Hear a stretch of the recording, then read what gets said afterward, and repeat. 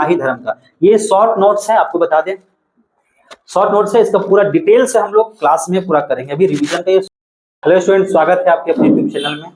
तो आज हम लोगों का जो मुगल वंश है उसका हम लोग तीसरा क्लास स्टार्ट करने जा रहे हैं, जिसमें आज हम लोग कवर करने वाले हैं अकबर को। इससे प्रीवियस क्लास में हम लोग जो है वो बाबर को कवर कर लिए हैं और उसके बाद हुमायूं को कवर कर लिए। बाबर के बारे में हम लोग जान चुके हैं कि बाबर ने भी 4 लड़ाई लड़ा था, साथ में हुमायूं भी 4 युद्ध लड़ा था, वो था ना। और हुमायूं के वनवास हो गया था 15 वर्षों का, कह सकते हैं वनवासी था, क्योंकि वो चला गया था क्योंकि उसको शेर से हरा दिया था। हराने के बाद वो चला गया था सिंध की तरफ। कौन? हुमायूं। उसके बाद एक उसी दरमियान जो है मोहतरमा से विवाह होता है, उनका नाम है क्या? हमीदा बानो बेगम, और एक बच्चे का जन्म होता है, इनका नाम है क्या? अकबर। तो आज हम लोग का जो टॉपिक का विषय है वो है अकबर। क्या है? अकबर। चलिए स्टार्ट करते हैं अकबर। देखिए, अकबर के बारे में बता दें कि अकबर का जो कार्यकाल है वो 1556 से 1605 तक। कब से? 1556 से 1605। ठीक है। अकबर का जन्म जो है 15 अक्टूबर 1642 को हुआ। 1542 जन्म जो है 15 अक्टूबर 1542 को हुआ। इनकी माता जी का नाम था हमीदा बानो बेगम। हमीदा बानो बेगम। वहीं अगर अकबर के बचपन का नाम अगर कोई पूछे आपसे कि बचपन का नाम क्या था, तो आप कहेंगे जलाल। जलाल। क्या नाम था? जलाल। और अगर हम इनकी बात करें कि इनका जो राज्याभिषेक जो हुआ वो हुआ 14 फरवरी 1556 को। कहाँ? कालानौर में।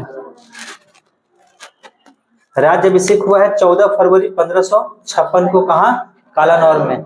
इनका बचपन का नाम था जलाल। इनका जन्म हुआ है 15 अक्टूबर 1542 को।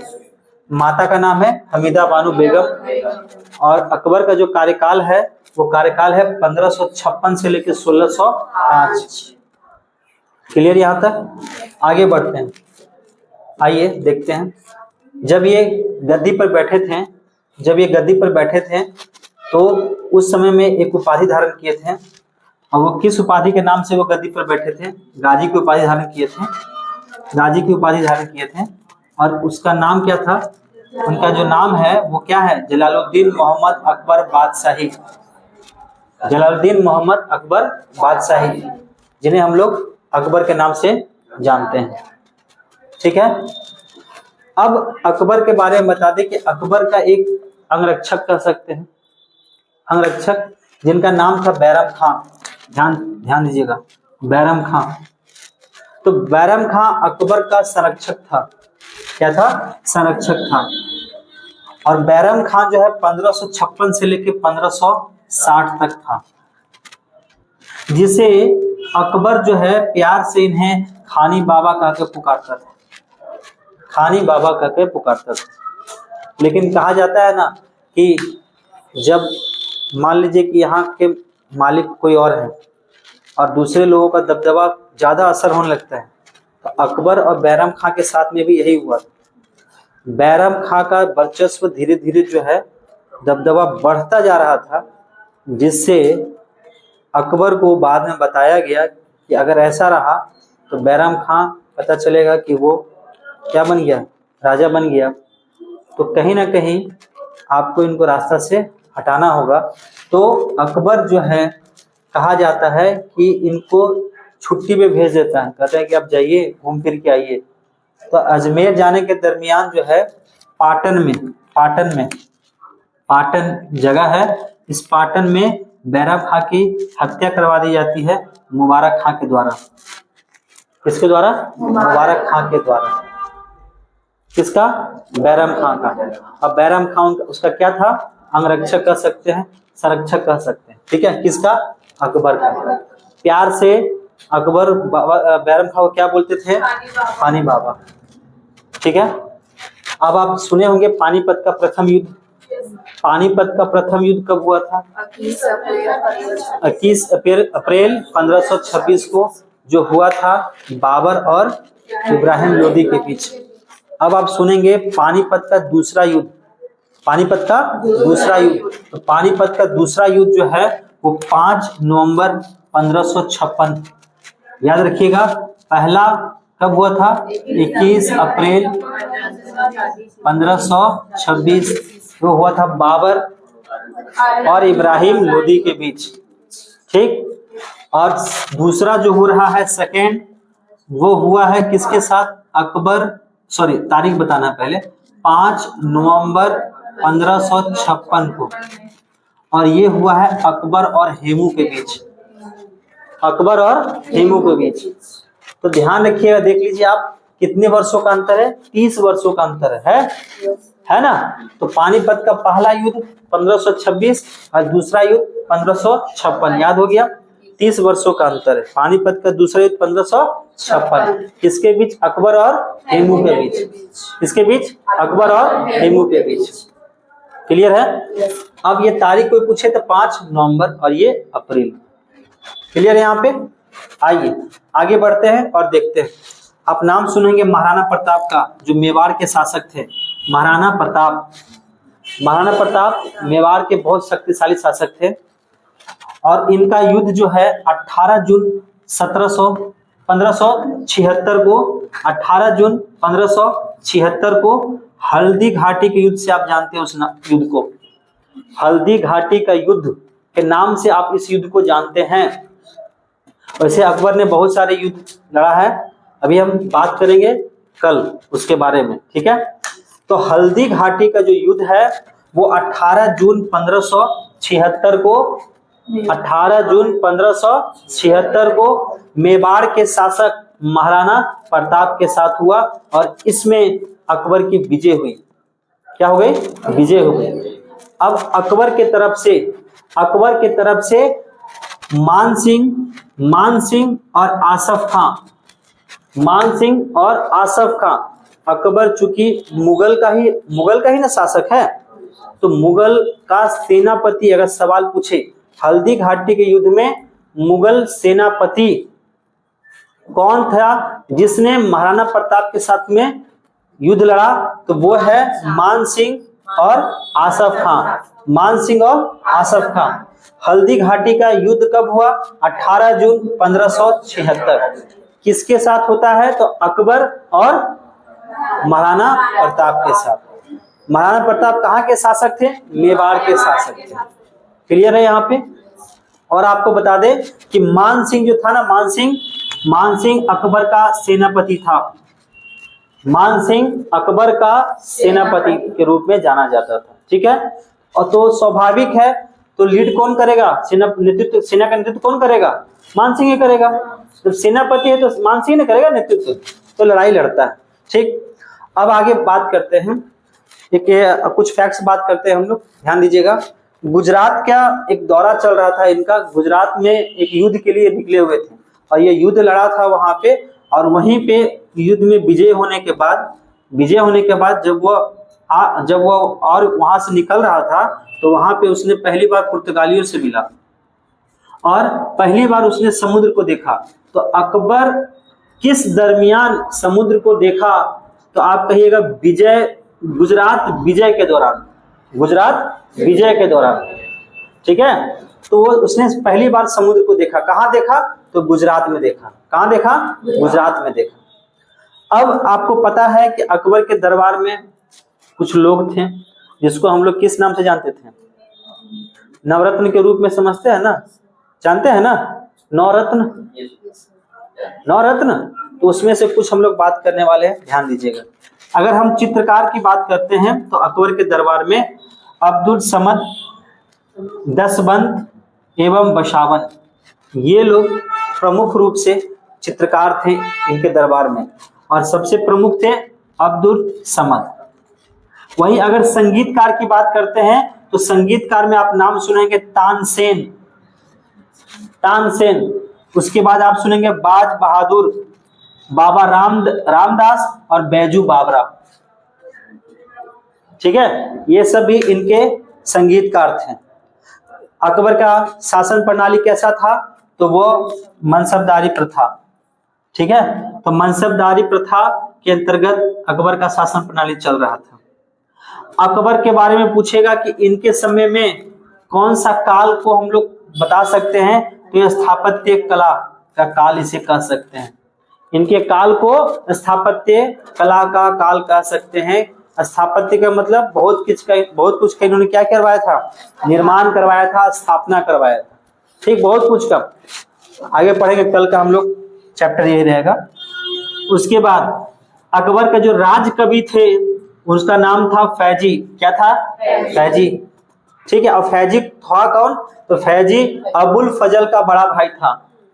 फैजी अबुल फजल का बड़ा भाई था। ठीक है, कहा जाता है कि सलीम, जिसका नाम है जहांगीर, ठीक है, जो 1602 ईस्वी में अबुल फजल की हत्या करवाता है। अबुल फजल जो है दक्षिण की तरफ जाते हैं घूमने के लिए, और वहीं पे आदेश देता है सलीम, यानी कि जिसको हम लोग पढ़ेंगे इसके बाद जहांगीर के रूप में। तो सलीम जो है आदेश देता है 1602 में वीर सिंह बुंदेला को कि आप जो है क्या कीजिए, अबुल फजल की हत्या करवा दीजिए।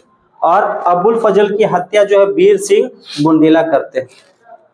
ये वही अबू फजल है, यही वही अबुल फजल है जिसने अकबरनामा लिखा। आप सुने होंगे, प्रश्न आता है आप लोगों का कि अकबरनामा किसने लिखा है, तो अबुल फजल। किसने लिखा है? अबुल फजल ने। और अबुल फजल की हत्या किसने करवाई, तो हत्या किसने करवाई, तो उसका नाम है क्या, जहांगीर, जिसको आप सलीम के नाम से जानते हैं। और हत्या किया किसने, तो हत्या किया वीर सिंह बुंदेला ने। किसने किया? वीर सिंह बुंदेला ने। क्लियर है? और कब किया? 1602 में, 1602 में। और आप नाम जानते ही हैं, एक संगीतकार थे अकबर के दरबार में, इसका नाम था तानसेन। तानसेन को एक उपाधि दी गई थी अकबर के द्वारा, जिसको कहते हैं कनवा भरण वाणी विलास। ठीक है, ये उपाधि से नवाजा गया था किसको? तानसेन को। किसको? तानसेन को। तो चलिए एक बार हम लोग यहाँ पे रिपीट कर ले, यहाँ तक क्लियर है? चलिए तो बताइए, अकबर का जन्म, अकबर का काल कब से कब तक है? 1556 से 1605। फिर बताइएगा जन्म कब हुआ? 15 अक्टूबर 1542 को। माता का नाम बता दीजिए। हमीदा बानो बेगम। फिर बताइएगा इनका बचपन का नाम क्या था? जलाल। क्या नाम था? जलाल। फिर बताइएगा इनका राज्याभिषेक कब हुआ? 14 फरवरी 1556 को। फिर बताइए कहाँ पे हुआ? कालानौर में। कहाँ पे हुआ? कालानौर में। बताइएगा इनको गाजी की उपाधि से नवाजा गया था, तो बताइए क्या उस समय नाम था इनका? जलालुद्दीन मोहम्मद अकबर बादशाही गाजी। जलालुद्दीन मोहम्मद अकबर बादशाही गाजी। ठीक है, इसको उपाधि दिया गया था।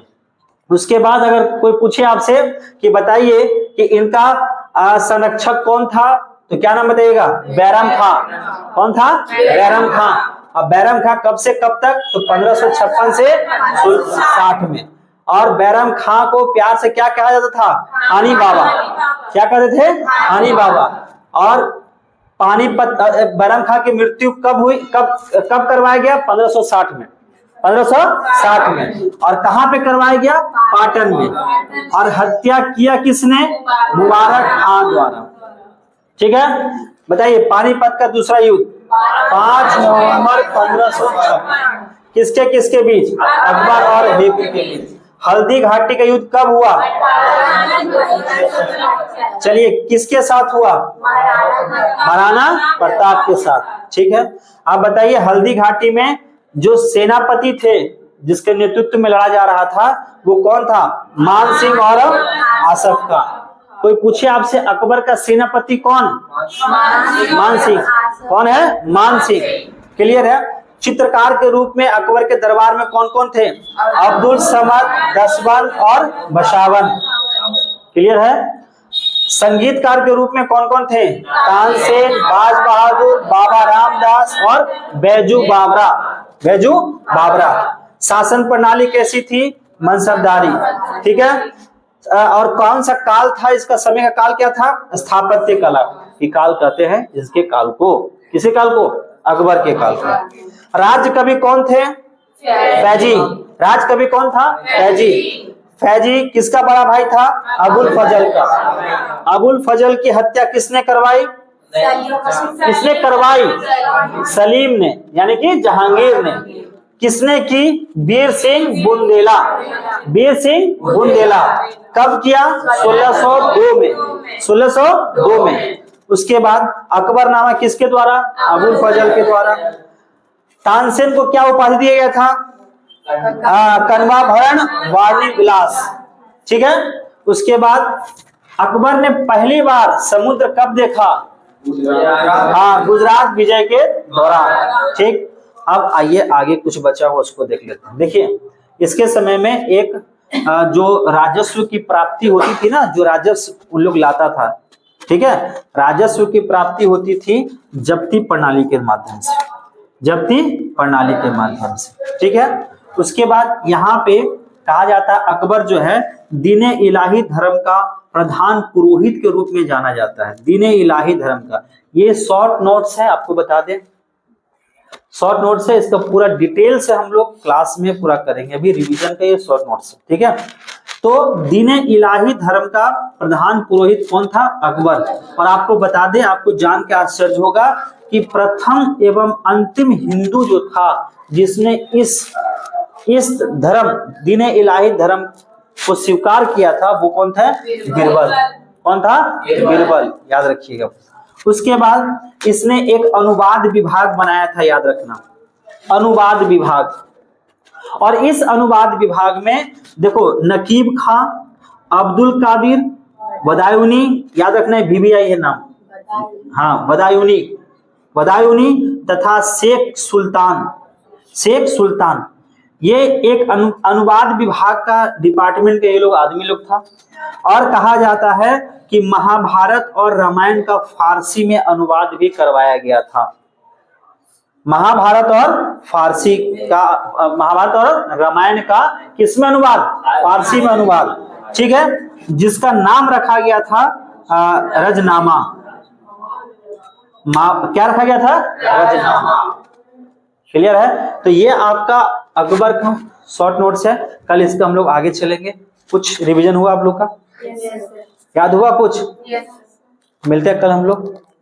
Take care, bye bye.